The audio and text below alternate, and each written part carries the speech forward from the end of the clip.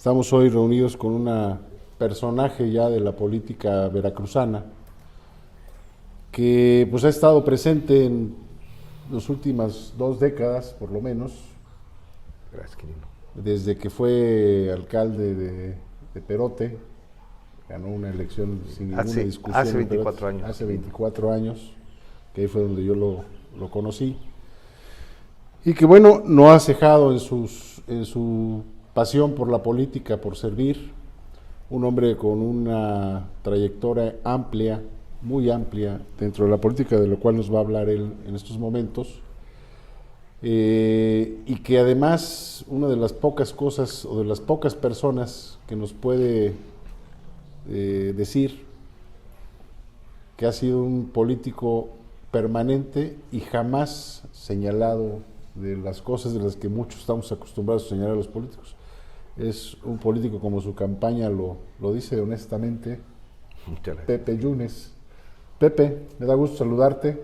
Honestamente es un honor estar contigo. Gracias, La verdad, Pepe. También Gracias, un periodista con una extraordinaria fama por su Gracias. objetividad y su profesionalismo. Gracias, Es un privilegio.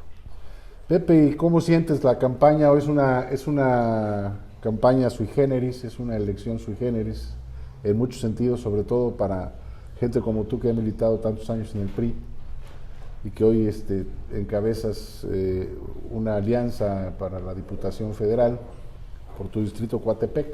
Así es, querido. ¿Cómo sientes el ambiente? ¿Qué notas en cuanto a la posibilidad del electorado? Tú que estás tratando todos los días a la gente. Esta es mi 9ª campaña. Es tu 9ª campaña.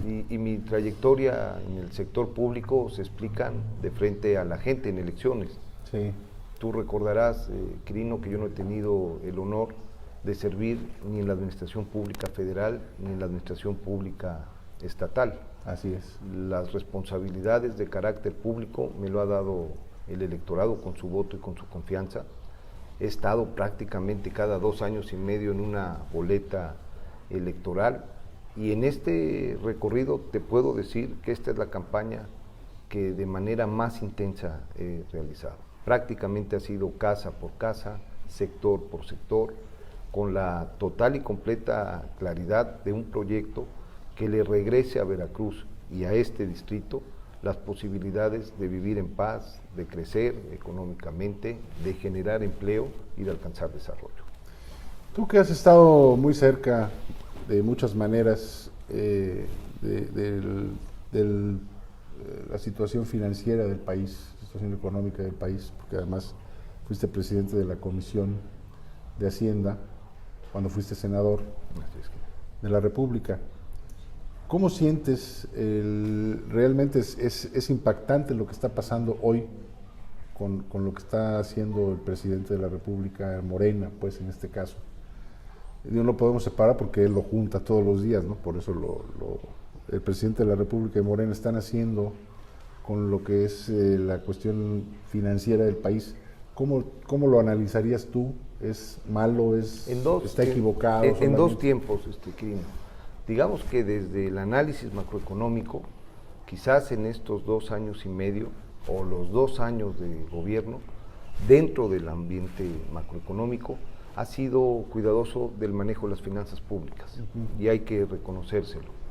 Digo 2 años porque los indicadores que empezamos a notar previo a la campaña es que en estos últimos 4 meses de este ejercicio fiscal, ese cuidado y esa disciplina fiscal evidentemente se está perdiendo. Hoy ha caído la recaudación y ha aumentado el gasto. Se ha perdido por lo menos esa posibilidad de discurso de hablar de austeridad. Y esto implica que están gastando más aun cuando no tienen los ingresos correspondientes, pues de cara a apuntalar electoralmente a los candidatos del partido que es Morena, que gobierna a nivel federal. En el ámbito de las finanzas públicas creo que ha sido en ese sentido un tema al cual se le da un seguimiento positivo, salvo estos últimos 4 meses. En el manejo macroeconómico me parece que los fundamentales sí arrojan alarmas. La inversión pública y privada ha caído, Esto ha repercutido en que la economía perdiera ritmo y luego, de frente al entorno de la pandemia y pospandemia, me parece que su manejo, que no fue acertado, ha precipitado los indicadores macroeconómicos de crecimiento, de empleo, de pobreza, a niveles que evidentemente no se habían tenido en los últimos 10 años. Pepe, tú que has legislado muchos años, me gustaría que explicaras con bolitas y palitos cuál es la importancia que tiene que la Cámara de Diputados no sea entregada o un instrumento o una dependencia más al servicio del Poder Ejecutivo.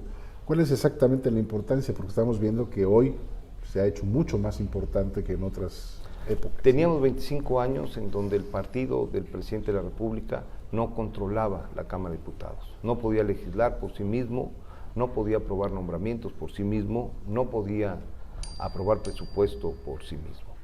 25 años, desde prácticamente el 97.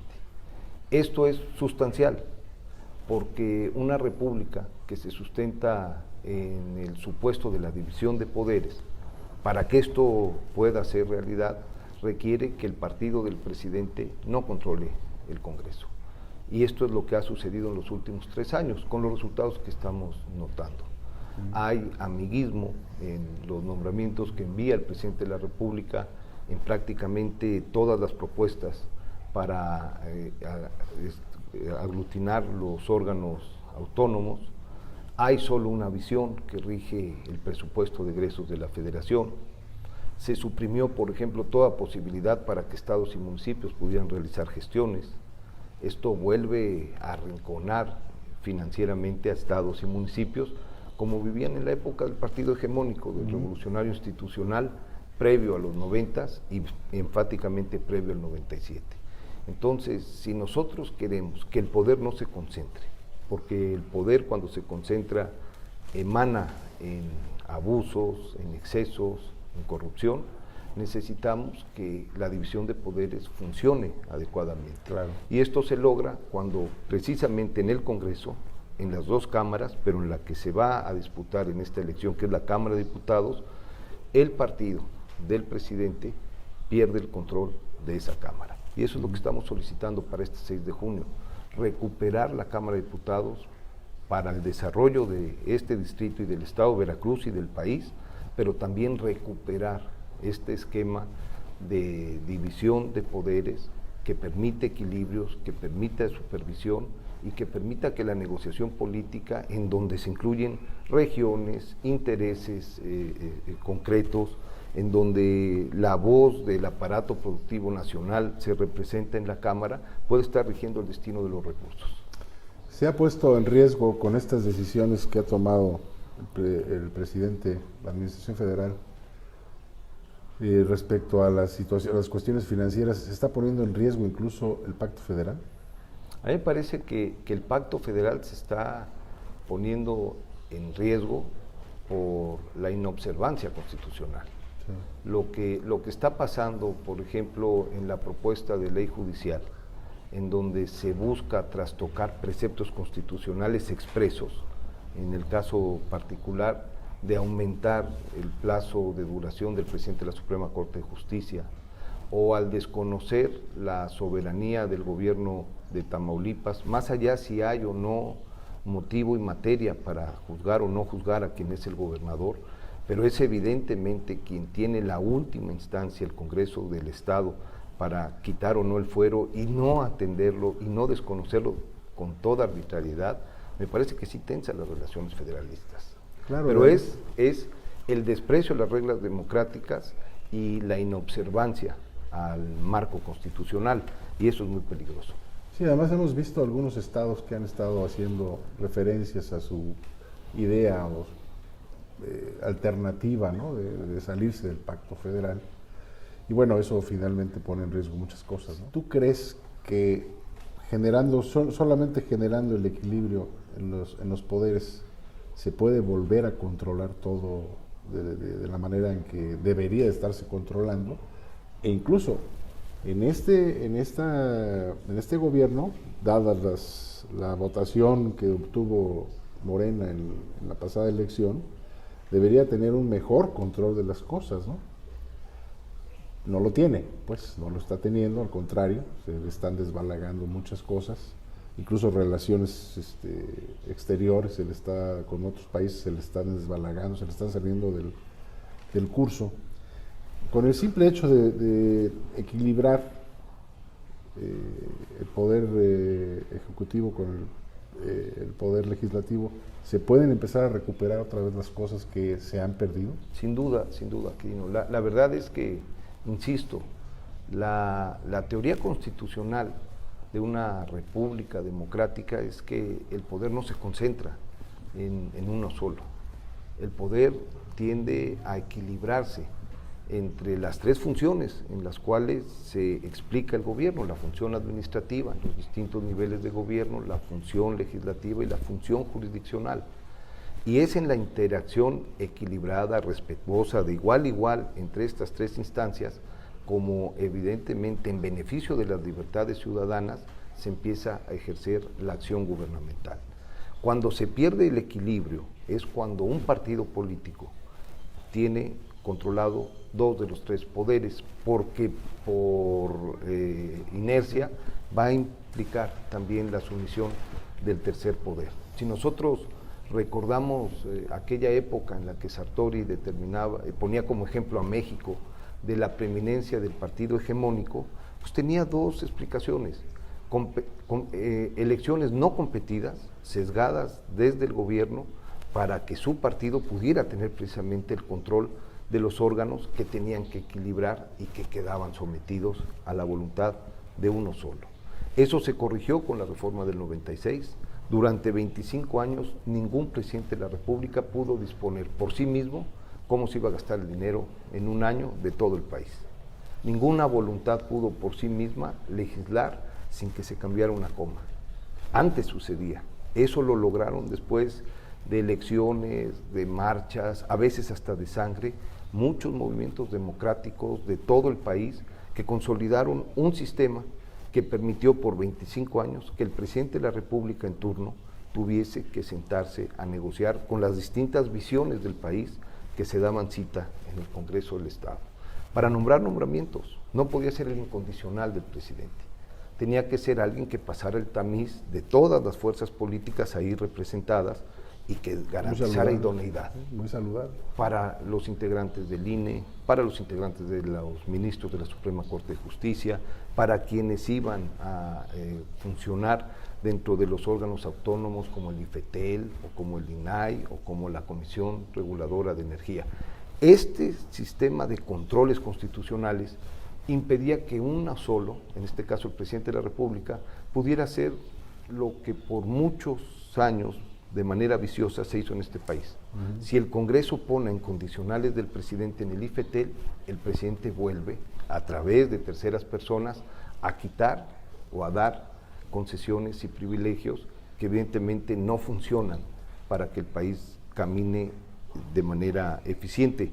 Basta este ejemplo para señalarlo, pero podemos irnos punto por punto. Gasolineras, con la Comisión Reguladora de Energía. Y te invito, Quirino, a que revisemos cuáles son los perfiles de los nuevos comisionados de esa comisión, de la famosa CRE. ¿No tienen el perfil? Claro que no, pues eran quienes los acompañaban. Revisé algunos. Bueno, pero tienen los votos en el Congreso para imponerlos. Claro, ese es el problema. Ese es el tema. Bueno, entrando un poco más en materia, traes una campaña muy intensa desde hace un mes, 2 meses casi, ¿no? 2 meses y medio. Sí, sí.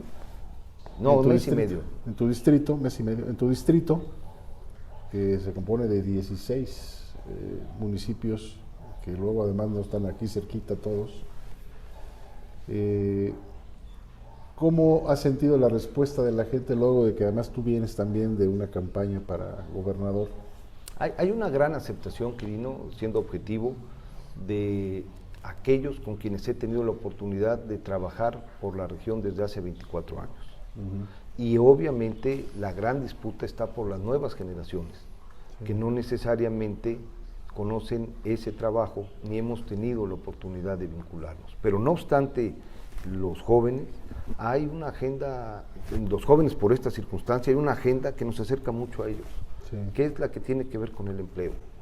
Si no se entiende que la única forma de que el país, el Estado y la región pueda salir adelante en los temas más sentidos de la sociedad es generando condiciones de empleo bien remuneradas, con estabilidad, con acceso a seguridad social, me parece que no se tiene absoluta idea de hacia dónde hay que enfocar los esfuerzos. Y eso se hace generando inversiones, crecimiento económico. Crecimiento económico. Y tenemos 2 años con nulo crecimiento económico. Exacto. Ni siquiera de cero. 2019 no crecimos, decrecimos, muy cercano a cero, fue menos 0.3. Sí. Y el año pasado, obviamente bajo las presiones internacionales de la pandemia, pues decrecimos cerca de 8.5% del Producto Interno Bruto. Entonces, si nosotros con los datos sobre la mesa reconocemos que uno de los sexenios y una de las administraciones que más empleos generó en los 6 años fue el anterior, y si notamos que en que en estos 2 años y medio llevamos perdidos con relación a los empleos que recibieron y registraron 1.600.000, nos vamos a dar cuenta que ya es muy difícil que en materia de empleo se salve este sexenio. Y cuando no hay empleo, crece la pobreza. Claro. Y cuando no hay empleo, crece la inseguridad. Y cuando no hay empleo, se agotan las posibilidades de que la persona pueda vivir el tipo de vida que quiere. Que al final de cuentas a mí me parece que de eso se trata todo. Que la gente esté contenta con una vida digna, que se acerca a lo que quiere realizar todos los días. Sin empleo no se puede hacer. Entonces, el gran tema con los jóvenes, con quienes nos estamos encontrando, con quienes me estoy presentando, es el de aprovechar las condiciones del Congreso, de la Cámara de Diputados, para acompañar las políticas públicas que puedan facilitar la generación de empleo, que es a través de inversión, que es a través de crecimiento económico. Es responsabilidad de la Cámara de Diputados, del alcalde, de los diputados o de los senadores generar empleo, pues de manera solamente marginal. La responsabilidad es del gobierno de la República y del gobierno del Estado. Si no hay empleo, condiciones. Claro, con reformas, estructurales que permitan que sea atractivo venir a invertir en México, pero de alguna forma quien tiene las facultades, las atribuciones, la obligación cívica de generar empleo es el gobierno de la República y el gobierno del Estado. Y además es algo urgente porque todos los programas sociales tienen que salir de algún lado, ¿no? Y salen de pero los programas sociales, Quirino, terminan siendo solamente una red de protección para que la población en condiciones de vulnerabilidad no la pase tan mal. Sí. La única forma de superar condiciones de pobreza y abrir oportunidades es generando empleo y garantizando estabilidad económica, que el poder adquisitivo no se pierda. Hoy estamos en condiciones inflacionarias también fuera de foco. Hoy acaba de anunciar precisamente el INEGI que si bien se disminuyó el crecimiento que se traían en los meses anteriores, pues estamos cerca del 5% de inflación en el año, cuando el objetivo no pasaba del 4%. Así es. Y que se vean los precios de la tortilla, del chile, del jitomate, ya no de la luz eléctrica porque entró ya la nueva tarifa, pero sí de los combustibles y la gasolina, que son resortes que impactan el crecimiento de los precios. Aquí vale la pena aclarar una situación, aprovechando que estamos ya hablando de las campañas.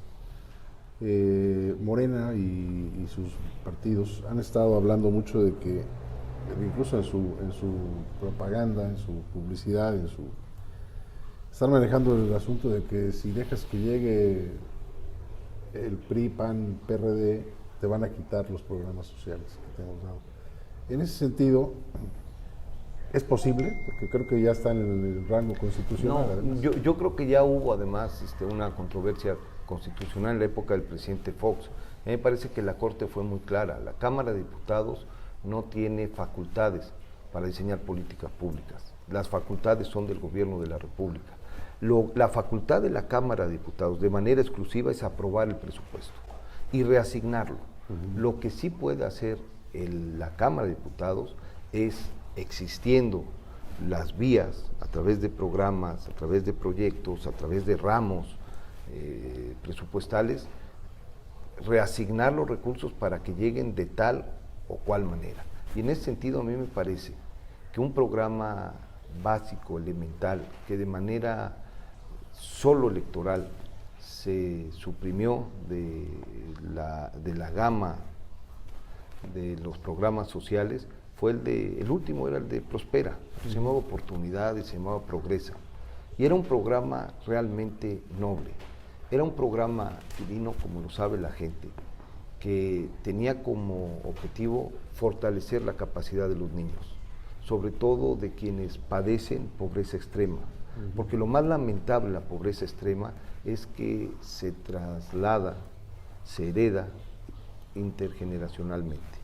Por lo regular, si no hay una ayuda del Estado o de la sociedad, quien nace en pobreza extrema muere en pobreza extrema y transmite la condición de pobreza extrema. Y la manera de romper ese círculo vicioso era fortaleciendo las capacidades de los niños desde entonces a través de educación, alimentación y salud, con el único propósito de que se les pudiera acompañar en el ciclo, que no pudieran desertar del proceso educativo, que aprovecharan el proceso educativo y el enorme esfuerzo que hacen todos los días los maestros veracruzanos, son los héroes de este estado, pero que los niños pudieran tener la suficiente fuerza con la ingesta calórica, estuviesen nutridos, estuviesen en condiciones de salud y tuviesen las condiciones de beca para que pudieran romper el proceso. Y seguramente ellos podrían aspirar a un mejor trabajo que el que tenían ya sus padres. Y esto evidentemente rompe esa siniestra inercia que lamentablemente tenemos todos de nuestras manos que contribuir en romper, pero eso lo quitaron. Era un programa calificado y emulado, bien calificado en el mundo y emulado en muchos países. Claro, además podía haber sido perfectible, pero de llegar a la Cámara, sí, pues claro que hay que ir a recuperar los recursos que puedan apoyar al campo, pero no desde una perspectiva asistencial. Yo no estoy en contra de que existan, no se van a quitar esos programas, sí, pero además de la visión asistencial hay que aprovechar una visión productiva que vaya, sí, acorde a generar riqueza y ampliar la producción. Claro. En el campo de este distrito no hay más que 6,000 o 7,000 pesos al año para los cafeticultores, con independencia de si producen 4 hectáreas o media hectárea. Cuando antes era un proyecto de apoyo presupuestal a los cafeticultores que iba con un equipo tecnológico, que implicaba fertilizante, que implicaba planta, que implicaba asesoría técnica, que tenía como objetivo generar una mayor posibilidad productiva, no solo el apoyo asistencial. Entonces hay que respetar el programa de Sembrando Vida, sin lugar a dudas, sin que esto implique incentivos que vayan contra el bosque, al contrario, que sean pro bosque, pro forestal, pero cuidando eso habrá que mantenerlos, pero de la misma manera habrá que revivir programas que tenían un sentido muy positivo de generar y de expandir condiciones como era el de Procampo, que hoy también lo suprimieron. Creo que ha sido un error, uno de los errores más grandes esto de fincar la teoría de que se iba a acabar con la corrupción, acabando con las dependencias, acabando con los programas, acabando con los órganos autónomos. No se trataba de acabar con ellos, se trataba de combatir. Acabaron con ellos y la corrupción sigue. De los 16 municipios que estás visitando hoy con mayor intensidad, ¿cómo sientes tú tu campaña? ¿Sientes una campaña triunfadora? Siento una campaña triunfadora. Estoy optimista entre lo que cabe en función del trabajo que se realiza. Una campaña en donde además notamos la presencia por municipio, en donde ciertos partidos tienen más penetración que otros, pero en el sentido de que además, Crino, pues nos anteceden 24 años de trabajo. O sea, mi trabajo, quitando los últimos 10 que de alguna forma implicó recorrer el estado en sus 212 municipios, desde la enorme responsabilidad que yo mucho agradezco de haber representado en la federación a la entidad como senador de la República, Quitando esa época, el resto estuvo focalizada aquí, en la zona del Cofre Perote. He sido presidente municipal, diputado local, 2 veces diputado federal. He tenido la oportunidad de conocer comunidad por comunidad, de tener amigos en cada una de las comunidades y de dejar huella junto con ellos en cada una de esas comunidades. Desde el apoyo para una fiesta patronal hace 20 años, como la posibilidad desde la República de gestionar recursos para hacer carreteras, Eso iba yo. para hacer pavimentaciones o para traer tecnológicos. Es decir, la gama es muy amplia y por fortuna la memoria también es muy amplia y eso pues evidentemente nos permite tener como carta de presentación trabajo realizado. Ojo, tú siendo senador, recuerdo que pudiste gestionar una serie de obras importantísimas. ¿Cuánto dinero pudiste gestionar en obras para invertir en el estado de Veracruz siendo senador? Yo creo que tuve la oportunidad de gestionar alrededor de 3,000 millones de pesos para el estado de Veracruz. Solamente en el 2014 tuvimos la oportunidad de gestionar 1,200 millones de pesos para todo el estado. Sí. Para todo el país en materia de apoyo a los cañeros, que como tú sabes es una de las actividades más importantes con más carga social en la entidad. En el caso del distrito tenemos un ingenio que es el de Mahuislán, que además abarca muchos municipios, muchos ejidos de la parte baja, pero fueron 1,200 millones de pesos para el país y si el 52% de los cañeros están en Veracruz, pues fueron nomás ese año 600 millones de pesos para cañeros, 400 millones de pesos para cafeticultores también en el 2013, año con año recursos de empleo temporal para afrontar las vedas de los pescadores. Tuvimos la oportunidad de gestionar recursos igualmente para citricultores, aquí en Tuzamapan, en Bella Esperanza, a través del Consejo Estatal Citrícola, se lograron concretar estas gestiones en beneficio de productores de esta región, pero fue para todo el estado. ¿Obras? Bueno, tuve la oportunidad, solo en el distrito, ya no voy a hablar del estado, en el distrito, en Jico, 2 carreteras, que va de Jico a Pocitos, la otra que va de Jico a Cosmatla, tiene que llegar a Tonalaco, pero está detenido desde hace 3 años. Ahí mismo el puente de Rodríguez Clara, que implica la carretera que va a Cocosatla. Tuvimos la oportunidad en el municipio de Izhuacán de emprender la carretera que va desde la Alameda, que pasa por Coyopolan, por Atlicachi, por Tlalchi, hasta llegar a Montegrande, la de Montegrande a Jico.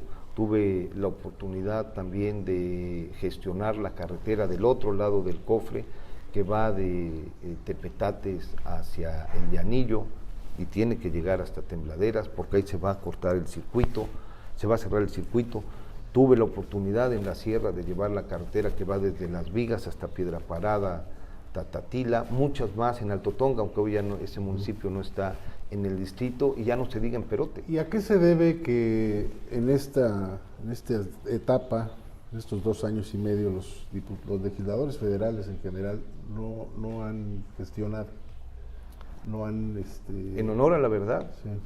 A mí me gustaría hoy estar aprovechando el vuelo de la pregunta para cargar culpas, porque yo estoy compitiendo precisamente frente a una legisladora que busca reelegirse, que merece el mayor de los respetos. Sí. Y qué más quisiera yo que cargarle la suerte, pero no es eso. Se debe a una cosa, a que el presupuesto perdió su carácter democratizador y su impulso regional cuando la mayoría de un solo partido no tiene el control de su aprobación y lo va a aprobar tal y como lo manda el presidente de la República. ¿Cómo se lograba lo anterior? Entonces, los diputados hoy federales, del partido que sea, incidían en el momento... Pero los que están hoy, sí, y los diputados federales que están hoy, no pueden hacer obra porque el presidente de la República suprimió esa posibilidad del ramo 023, ni tampoco pueden gestionarles los alcaldes de cualquier partido. La capacidad de obra social en el estado de Veracruz y en el país se cayó dramáticamente estos 2 años. ¿Por qué? Pues porque tienen mayoría en la Cámara y porque el partido mayoritario va a hacer lo que le ordene el presidente de la República. Entonces, ¿qué podría ser el problema aquí? Una total entrega de los diputados emanados de estos partidos de Morena, PT, Verde, ahora, al Poder Ejecutivo, o hay mucha ignorancia, o hay inexperiencia? Yo creo que eso así sucede. A ver, cuando yo comento hoy que lo que está en juego en la Diputación Federal es quitarle la mayoría al presidente, es válido para este momento, sí, pero para cualquier otro. O sea, no es un tema porque el presidente de la República se llame Andrés Manuel López Obrador. O sea, no es un tema de querer satanizar una administración y un partido político. Es para cualquiera. El partido que sea, con el presidente que sea, si tiene mayoría, rompe este esquema de control constitucional y de división de poderes, hace que se concentre, y los resultados los hemos visto, por ejemplo, en estados como Veracruz, donde nunca un gobernador ha tenido un Congreso dividido, del partido que sea, nunca en la historia. Eso hace que el poder se concentre, que el abuso aflore, que los actos que agravian a la sociedad se multipliquen. Queremos evitar eso, quitémosles a los gobernadores y a los presidentes de la República, como ya se había hecho a nivel nacional en el último cuarto de siglo, la posibilidad de legislar por sí mismo, de aprobar el presupuesto bajo una sola visión y de nombrar a quienes van a integrar los contrapesos de los órganos constitucionales bajo una mística de cercanía y de abnegación. Quitemos eso. Hagamos plural la Cámara de Diputados y las cosas vuelven a caminar por sí mismas. ¿Es falso entonces que la pretensión de la alianza Veracruz va o México va sea la de eliminar los programas sociales? Falso. Falso. Pero habrá que, en la reasignación, si ajá, nos dan los votos, recuperar el sentido productivo del presupuesto, sí, como una palanca de desarrollo, que hoy solamente está siendo utilizada como un mecanismo asistencial, que no está mal. No está mal cuando hay 10 millones más de mexicanos en condiciones de pobreza por las malas decisiones del gobierno de la República, de Morena, que no está mal cuando 1.600.000 mexicanos perdieron el empleo en los últimos 2 años y medio, que no está mal cuando no hay posibilidades de encontrar opciones y ocupación. Pues hay que acompañar ese momento drástico, ese momento complicado en la vida, que son historias de sufrimiento de cada uno del 1.600.000 mexicanos que porque hayan tomado una mala decisión se quedaron sin poder tener el sustento para su familia. A ver, la visión asistencialista tiene ese sentido en ese momento, pero el presupuesto no puede ser solo eso. El presupuesto tiene que ser una palanca de desarrollo que genere crecimiento. Y eso se perdió. Vamos a llegar con mayoría a la Cámara de Diputados y además del asistencial le vamos a dar más peso a la palanca productiva que requieren las regiones para desarrollarse, para crecer y para generar empleo. Hay, como yo lo comentaba, Quirino, y además se los envío con mucho respeto, una preocupación mayor. Si bien hace un momento comenté que no es una elección que tenga como destinatario final obstruir o desplazar o descarrilar un proyecto y a una persona en lo particular, sí hay visos de preocupación que a mí me parece quienes nos escuchan tienen que atender. Y el principal viso de preocupación es que hay un total y completo desprecio a las reglas democráticas, al marco constitucional y al marco de derecho que rige en este país desde el gobierno mismo. Y eso abre la puerta a que las tentaciones autoritaristas se quieran perpetrar. Hoy hay una alianza por México con 3 partidos distintos, entre otras cosas porque estamos viendo en riesgo el orden constitucional y el régimen democrático. Habrá quien piense que estamos exagerando, habrá quien piense en que es simple y llanamente narrativa electoral, pero yo invito a quienes nos escuchan que pongan mucha atención, Quirino, en los intentos de modificación constitucional de Baja California por parte de su Congreso con mayoría de su partido de hace 2 años, con lo que se pretende aprobar en un transitorio que le quieren dar un alcance mayor a la constitucional, al marco constitucional y a la Constitución para prolongar el mandato del presidente de la Suprema Corte de Justicia, que yo te puedo anticipar que no lo va a aceptar él. pero el intento ahí está. Y eso pues abre las posibilidades a que se busque perpetrar, cambiar las reglas del juego, ampliar las condiciones democráticas desde el interior y no a través de los procesos que se tienen. Entonces hay que votar este 6 de junio. Yo les pido que lo voten por la alianza, que le permitamos a este país rescatar su normalidad democrática y que sea la división de poderes, la concertación política, la representación de los intereses y las regiones los que vayan marcando posibilidades de desarrollo en beneficio de todos. Pues Pepe, pues te agradecemos mucho la oportunidad de haber platicado con nosotros. Y te deseamos mucha suerte. Gracias. En tu final de campaña. Pidiéndoles el apoyo, yo sé que las cosas van a salir bien y vamos a ir trabajando por Veracruz. Muy bien, Pepe. Muchas gracias por muchas gracias.